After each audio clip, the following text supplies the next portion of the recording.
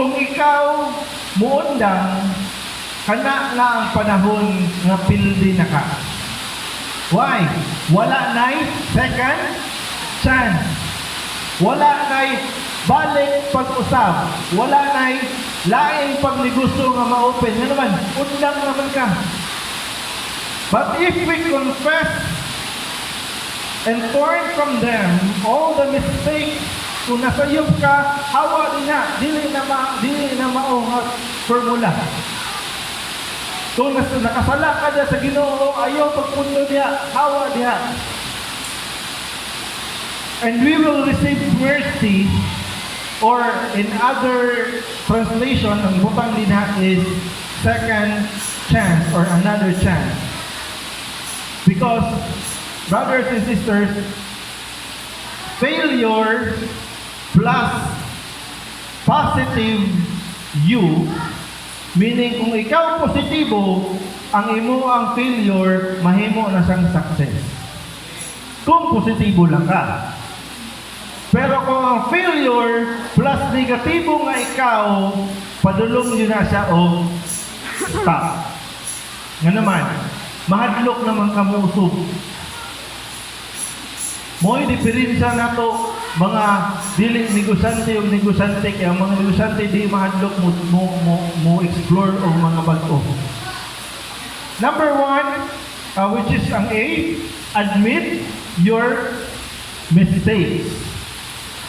Letter C. A is admit your mistakes. C is continue to live. Isaiah chapter 43 verse 18 to 19. Forget the former things and do not dwell on the past. Kalimti na itong mga butang nga nilabay na. Kung unsa man ito'y nakuha niya sa 2024, kalimti na to. Kung unsa man ito'y sayop niyo, nabuhat niya sa 2024, niyo na ayaw mo pag-dwell ana, ayaw mo pag-stuck ana, ayaw mo pag-remain anang naa. Kaya kung sayop na gani, di magsigi pa dyan kaglantaw atong sayop pa, di dyan ka makamove forward. Ang ato ang C, which is continue living or continue to live, kinahanglan mupadayon ta sa ato ang kinabuhi o ato ang kalimtan ang ato ang kaagi. Forget the former things. And verse 19, see, I am doing a new thing. Now it spring up, do you not perceive it?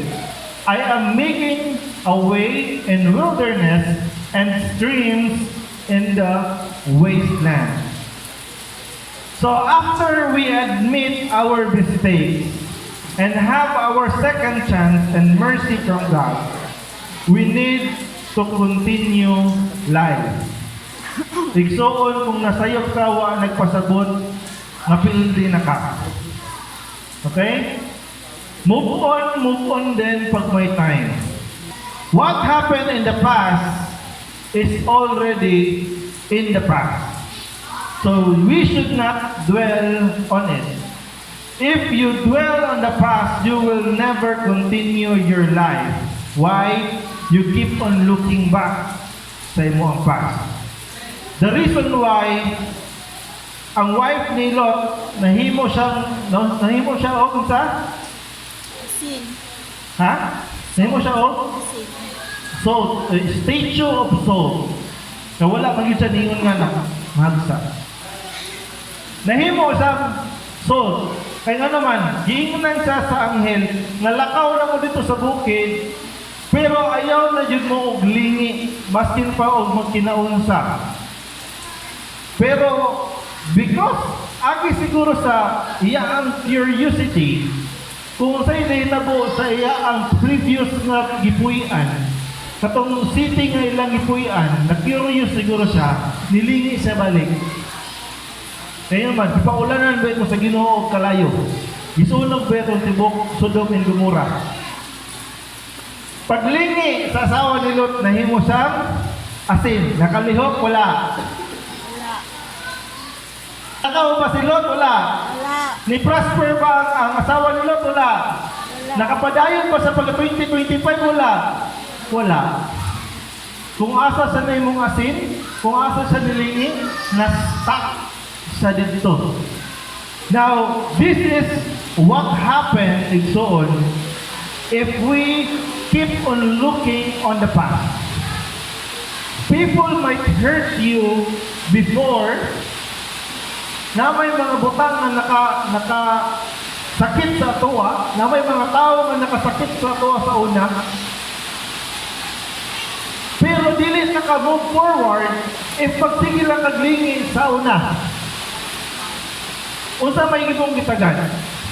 Nagsige kaglingi, kay muglantaw ka sa ilang kinabuhi kung kano sa sila masayok. Nga igmasayok sila makayon ay maka-move forward ako nga naman, nagabuakan rin siya. Pero wala ka nakag-get, wala niyo mo nakuha ang point, kaya nagsige kaglingi, sige tagad kung ano sa silutan sa Ginoo, dili naka-move nga naman, nagsige nakatagad niya. Wala na ka nakatik, usahay siya, nilampas na nimo. Kaya sige kag tagad, sige kag lingi, sige kag lantaw sa likod, burakag asawa ni Lot, na di nakakalihog. Verse 19 said, "See, I am doing new things." Dalang tawa, naghimo ko mga bag-ong mga butang. Now it spring up, do you not perceive it? Pangutana, wala ba mo ninyo nakita ang mga bag-ong butang ang gibuhat sa Diyos? If ang ato ang A is admitting our mistakes, pag-uban na to, admit na to sa ato ang mga mistakes, o sa giingon sa verse 19, I am making a way in the wilderness. In short, basket pag-usa ka komplikado ang imo ang gisudlan igsuon, He is making a way out of the wilderness. Amen ba? Unsa pa yun sa Ginoo? It's like a streams in the wasteland. Mura siya og gamay nga sapa diha sa wasteland. Sa mga taong kinabuhi, basi magkakayon ka nga, Lord, wala na dyan ko'y chance ani niya, Lord. Nga naman, tanan akong classmate, Lord, nangaminyo na, tanan akong classmate, Lord, nanay pamilya, ako na lang di wala. Brothers and sisters, dili pa ulahi ang tanan. So tama sa buhay ka, nakapay, second chance. Now, try to listen. Proverbs chapter 15, verse 22. Ingon. Plans go wrong for lack of advice. Kinsa may dili maminaw advice diri igsoon.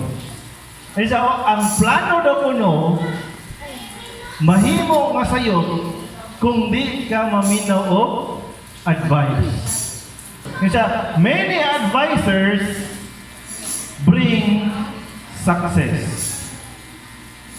Kadalasan sa mga tao nga mo advice, katupo ng mga taong nakaagina. Amen? Pero, take note lang igsoon ha, sa panahon karon, sa generation na to karon, be careful sa mga taong nag-advise. Why? Daghag pride karon sa kalibutan igsoon. Kabalo mo sa tawag na sa Facebook ang tawag na comment. Nakate ka na. Sa comment area, kung mag-post ka, daghan kaayong bright. Nganong ginani man mo na siya, dapat imong ginani. Daghan kaayong mga advisor sa kalibutan karon. Pero there are very few advisors who will bring success.